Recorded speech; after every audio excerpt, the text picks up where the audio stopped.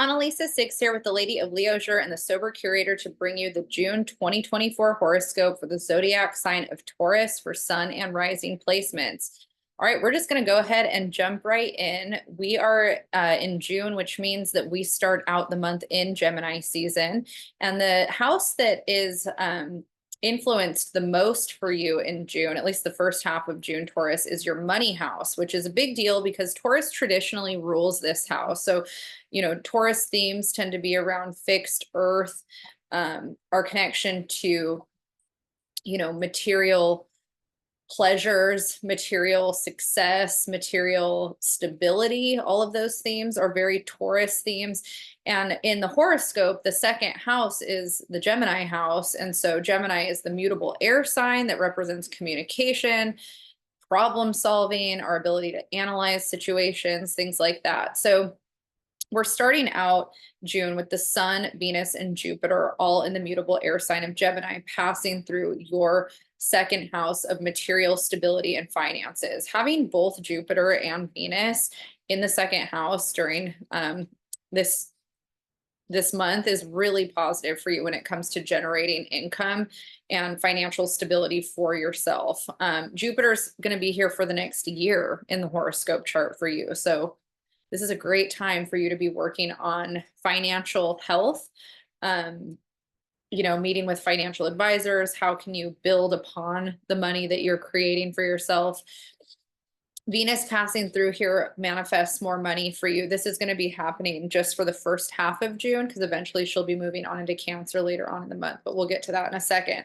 So outside of the Sun, Jupiter, and Venus being in Gemini starting out June and in this area of money, there is something in the air that is making my throat froggy. I'm like, just breathed it in again. I'm like, what is it? Sorry about that. Besides that, we're going to start out the month with Mercury in Taurus for 2 days.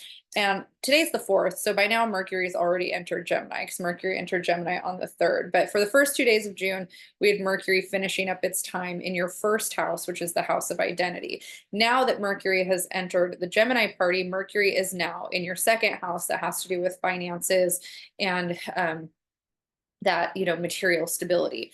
Venus here also has an influence around how you feel worthy in your life. So self-worth issues come up around, you know, the amount of money you feel like you're worthy of or able to generate. Also self-worth just on a personal level. And in Gemini, you know, with Mercury passing through here, our perspectives around self-worth are also a big theme during this time.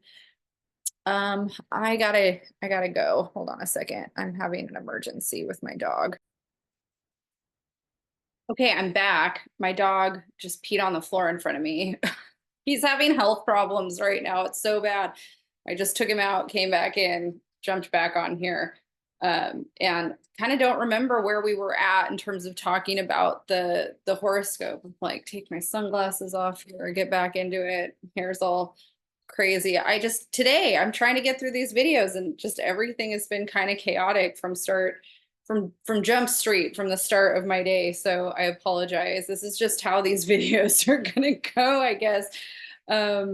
Let's see. So I think that I was talking about just the beginning of Taurus season in terms of where we're at for you. So we've got that second house, you know, starting with finances being a big theme for you with the Mercury placement, Venus placement, Sun, Jupiter placement. I'm going to watch this video back and that break of what I was talking about versus where I'm starting is probably going to be really, really dumb. I apologize, but hopefully we can just jump right back into this. So the other thing that we have at the beginning of June is Mars in Aries. So Mars has been passing through your 12th house, which is the house that represents the subconscious. And so whenever we're going through a Mars transit in the 12th house, themes around anger and repressed anger, repressed rage come up for people. Past pain, you know, the 12th house can represent karmic dust that we're still kind of sorting out in this life. And when we have Mars coming through here, we could be feeling kind of like this amplification of needing to work through some of the karmic themes that we feel our soul is working through in this lifetime. So if you've been working through kind of trauma, anger, like things that you're like, why am I feeling this? Why am I thinking about this? I haven't thought about this in a long time. Mars passing through the 12th is part of that. Mars is going to be entering Taurus on the 9th, your sign, and it's going to be in the first house of identity. And so your identity expression gets really elevated and ramped up. And because Mars is considered malefic, where it's challenged, it's bringing challenges and conflict in. There might be some challenges around your ego identity, your relationship to self. You might feel like you're working through how to set boundaries. Mars and Taurus can have a lot to do with boundary setting.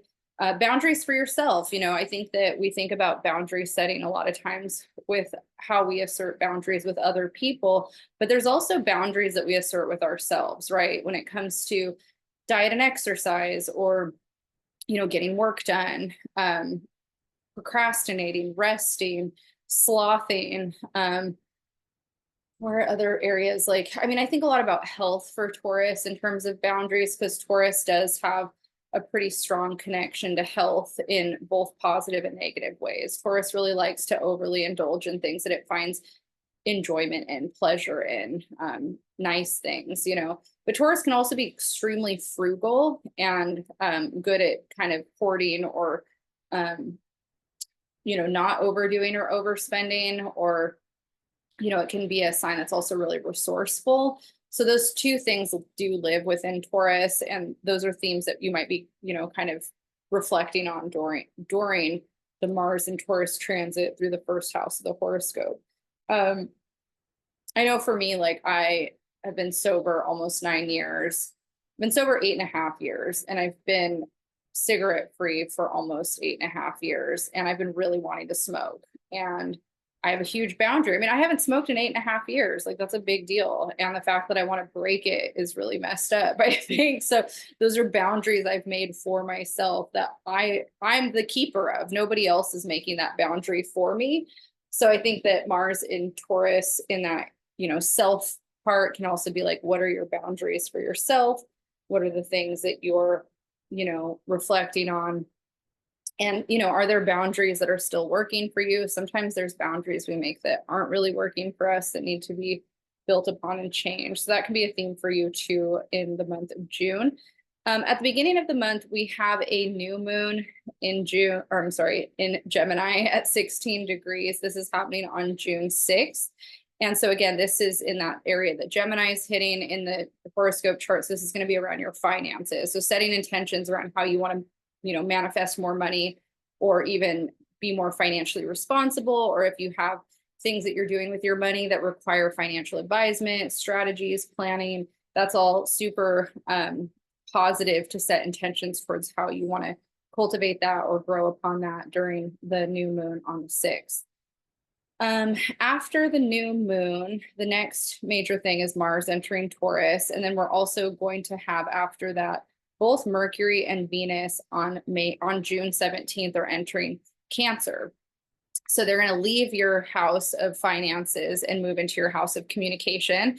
And so Cancer, as a sign, it's cardinal water and has a lot to do with our emotions, our connection to how we are vulnerable and emotionally express ourselves when it's in the 3rd house. And having Mercury here, you're working on that. You're working on what is your relationship to vulnerability? What is your relationship to how you communicate your emotions and your feelings? And with Venus here, how do you communicate your feelings and vulnerability with people you're in relationships with, romantic partners, family members, any kind of partnership dynamic that you may be in. A best friend relationship could also be a part of this.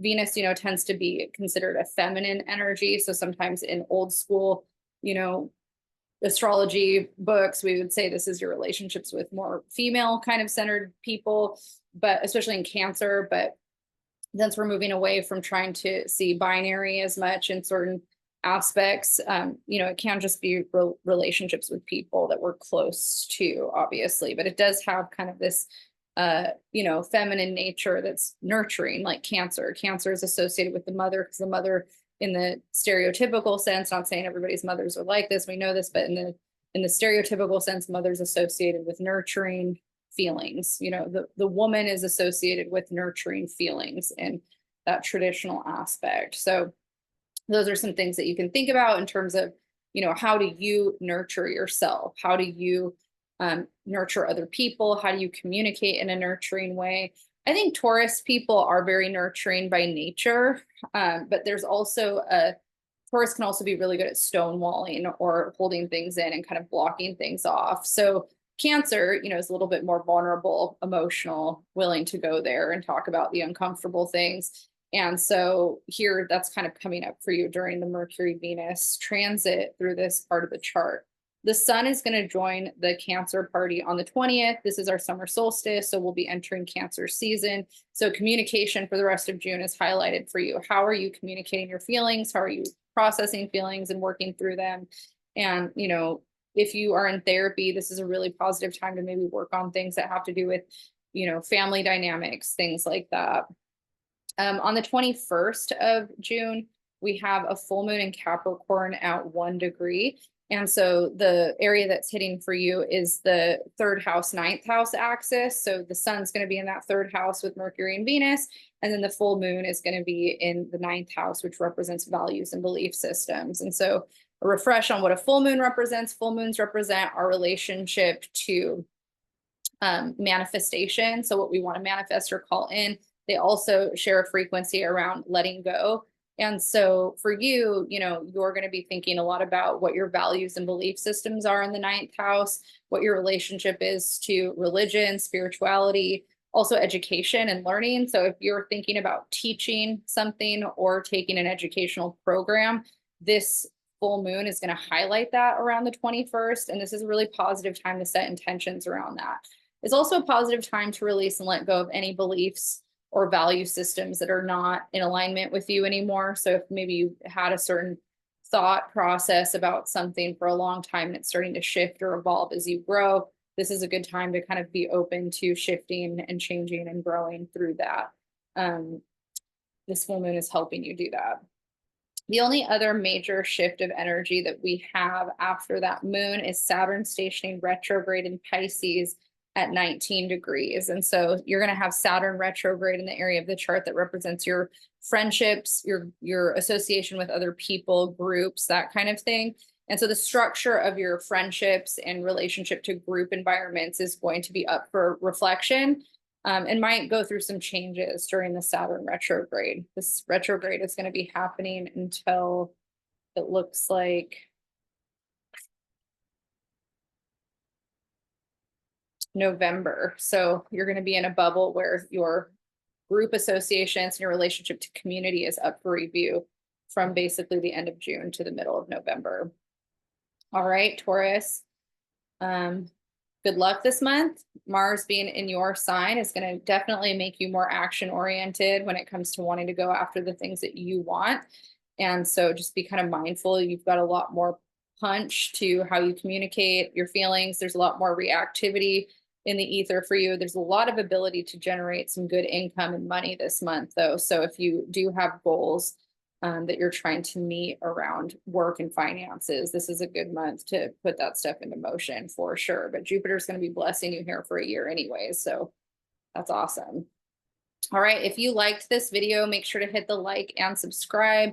You'll get notified on when I do these every month. You can find me at ladyofleosure.com and thesobercurator.com. If you want to book a reading, my email is in the description box, and you can send me an email to book a one-on-one session with me. I do tarot and astrology readings. And you can find me on Instagram at Lady of Leosure. All right, I'll see you guys next month.